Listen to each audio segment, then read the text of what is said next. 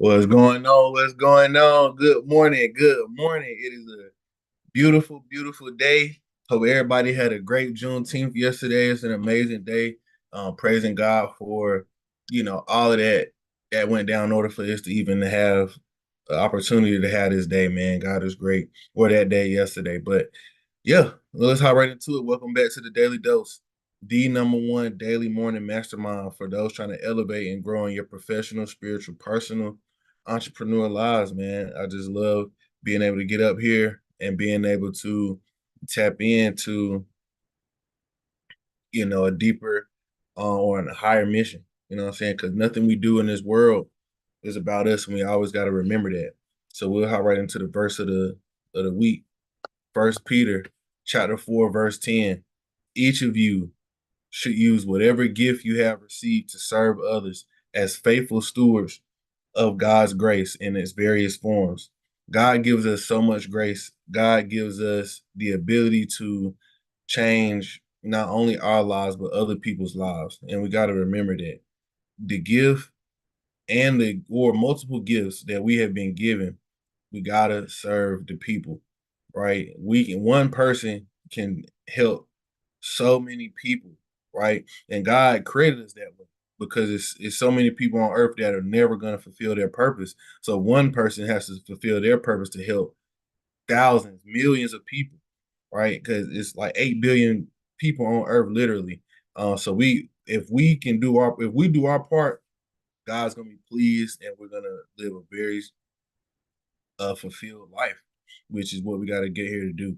So, got to understand that use our gifts to serve others, and right, and God wants us to be abundant. So that does mean in a given capacity and also in a business capacity. We need to serve others, but God never said we don't not need to make money doing it.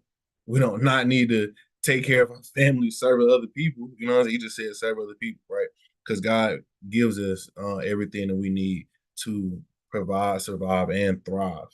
But yeah, let's hop right into the business topic of the day. We're gonna be talking about closing big deals. Like, how do you really go into a room, go into a meeting, and close a high dollar client? I'm talking about like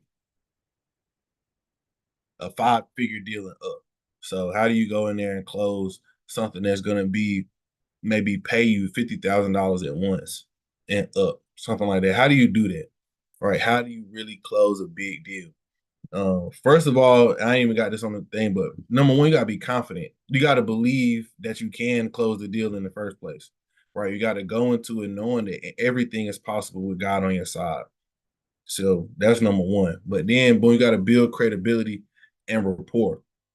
So, however you do that, whether it's going to be before the initial meeting, however it gets set up in your business model, you have to go ahead and start building your credibility. Nowadays, it's easy to build credibility through creating content, right? We can create content and people can just easily go look us up and see what we got going on. You might need to make a website for yourself. You might need to showcase some of the stuff that you've done in the past, right? And in that rapport, that comes from you doing research on that client or that company or that customer, right?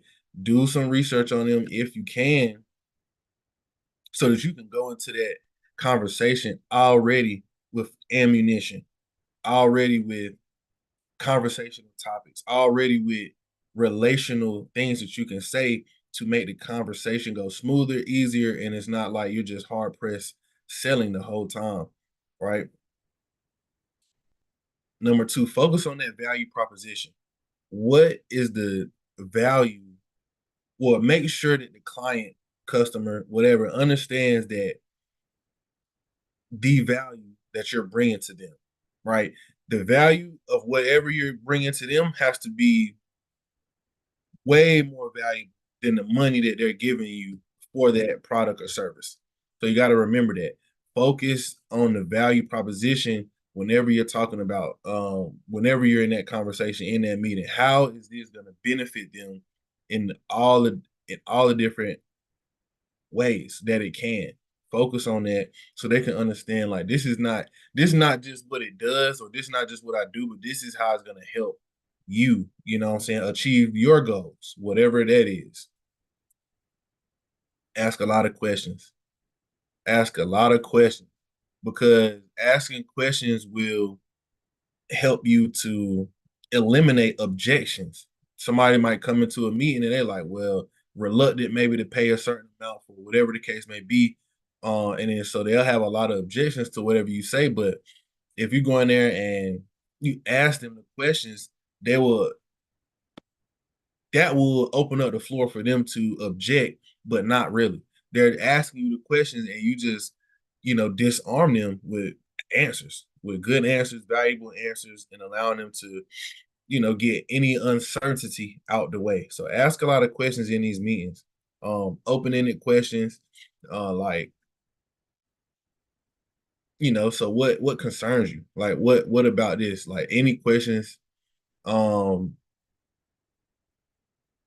ask them, do they have any questions? Right? And that'll make that it just makes everything more smooth. We want to get questions out in the air. And this could have went before, but it all goes hand in hand. You want to build that product or service for the most benefit to the customer or client. You want to make sure that you are building your product and service for the most benefit, right? Make sure that whenever you're starting out building something, you're not building something that you think the market wants. You actually done research, you've done research on your target audience, and you are making sure that you are building that product or service and it's catered to that person so that when you go into these meetings, it's already self-explanatory that you built this, the value is definitely for them, and you can make sure that you are uh, giving the client or the customer the best possible product or service that you can.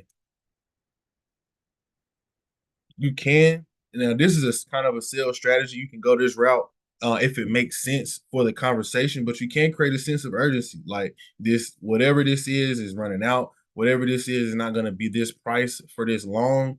I'm not going to be around. This offer is going to go away or this product is going to go away. You can create a sense of urgency. Sometimes this is a good strategy to use whenever you're selling, and it's going to be up to you if you really want to use this strategy. And like I said, you got to gauge that, and you can tell that by the conversation, the type of person it is, or whatever case may be. You don't want to fear monger anybody, but you can create that sense of urgency and let them know, like, hey, this is not going to be this price for this route, or I'm not even going to be offering this no more, So you might want to go ahead and get it while you can. Another thing is key whenever you're going into these big deal conversations, and it is so key. You have to be prepared to lose the sale. You have to be. You have to be able to walk away if you don't get it. Otherwise, you're just going to be looking really desperate. You're going to be looking really hungry. And just like animals, like humans can sense that. And they don't want to buy from somebody who absolutely them to needs them to buy the thing because why ain't nobody else buying it, right? You got to be prepared to lose that sale, not going to it thinking that you're going to lose it, but you have to go into it prepared to walk away if you don't make the sale, right? Um, it's just a way of life. I don't think no salesperson or anybody in this world has ever shot 100% from the field when it comes to doing business. And if you have, I need to get you on this podcast, right? I need to get you on the podcast, but you got to be prepared to lose the sale. Now, assumptive close strategy is another closing strategy you can use. So after the client has asked you questions, after you have asked them questions, there are no more objections, right? You have just given the customer all of the information they need. You've shown them how valuable the product is. You can go to an assumptive close strategy, and what this is just assuming that they're going to go ahead and move forward. So your next question would be to them like, okay, so usually people pay, right? Usually people pay with uh, American Express, Visa, or Mastercard, right? And how would you like to pay? Right. So you can use this strategy to create that sense of okay, well, other people are buying this. I need to buy this. Um, if you already assume that person saying yes, then it's just going to be an automatic trigger in their head. Okay, well, I got any more questions, so I guess I can move forward. They wasn't talking to you for no reason, so obviously they have the ability to make that purchase. They wasn't just in that situation or in that meeting for no reason. So you got to remember that you can go to the assumptive close strategy, and this works. Like I said, you have to, and then you get all that information right, and then actually go through each step, complete the sale, get their card number, get all the information. However you check people out, whatever system that you use, or whatever. Like if you need them to write a check, like I said, if you're in a meeting in person, whatever the case may be, if you can bring, your card reader, whatever, however you make your sales, you want to assume you can use this strategy to assume that close and go ahead and go right into the next steps for the transaction and walk them through it. Make sure you get that sale right then and there. Don't wait for them to do it on their own. Right. That's the assumptive close strategy. But these are some tips on how you can close big deals, get big clients, big high ticket items. Um, and then later, another one, we'll talk about the funnel that you need to create this type of thing in the first place. That'll be the business topic for today. Self-development. Self-development. We're going to be talking about taking that personal inventory. We've been talking about the gifts that God give us in our verse of the week. So we need to take personal inventory because gifts is going to be, yes, internal, but gifts can also be, come from other people as far as in messages and ideals, whatever the case may be. Gifts can come in all shapes and forms. We need to take personal inventory to see exactly what we have that we can use that's at our disposal, right? Number one, what are our skills? The tangible skills and the intangible skills. So this would be hard skills and soft skills. What are your skills? What's your skill set? What are you bringing to the table? Just you. Number two, what are your resources? How much money do you have? Right? What are what kind of do you have a vehicle? Like what resources do you use do you have to serve others? Right. And that's what I'm talking about. Take personal inventory of stuff that you have that can help you serve other people. That's what I'm talking about. Personal inventory of things that you have that can help you serve other people. Right. Network. Grow, see how big your network is. You got to understand who's in your network, the type of people that's in your network. Identify your network. That's a part of creating that personal inventory, right? Experiences. What type of experiences have you had in your life at work, through travel, and relationships? Write those down. What are some huge mistakes or huge learning lessons that you have had in your life?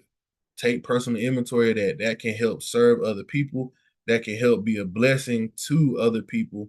So we want to make sure that we are taking the inventory of our experiences and things that we have went through, learn. Family. Who in our family can we help? Who in our family can help us?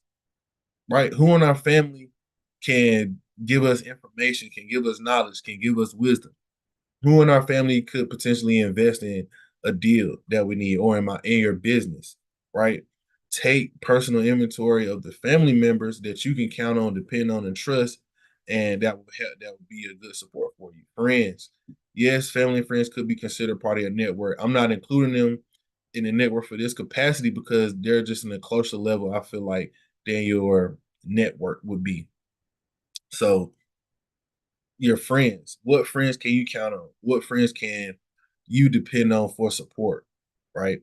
Take that personal inventory, do the things that you um understand who you can count on, right?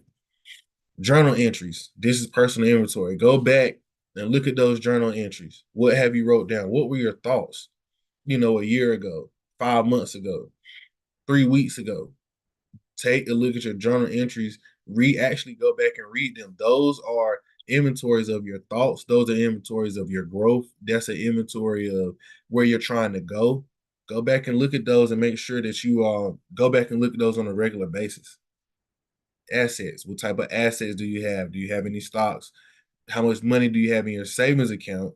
Right? Do you have a 401k? Do you have a paid off vehicle? Do you have a house? right? Do you have any investment property? Do you have what kind of assets do you have? Take personal inventory of that.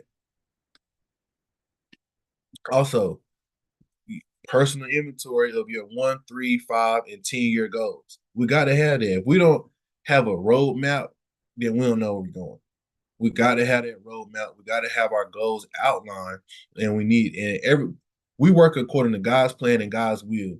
But God gives us a vision to work according to. So of course we can't plan out explicitly anything for the next 1 year, but we can create a vision and a roadmap for ourselves to follow, stick to, and hold ourselves accountable to according to God's will, right? And another thing would be life insurance. Get life insurance. You need to get life insurance. Take personal inventory of all of these different things. Make sure that you have all of these things set in place. This is how you grow yourself financially. This is how you grow yourself um, naturally or physically, right? As far as your skills, your resources, your family and friends, your network, right? Mentally, your experiences, your journal entries, your financially, your assets, right? And then your goals. This is just going to help you develop, grow yourself, and maintain yourself to the best possible ability. But that'll wrap it up for today. Hope you are blessed by this. We'll close out the week tomorrow at 7 a.m.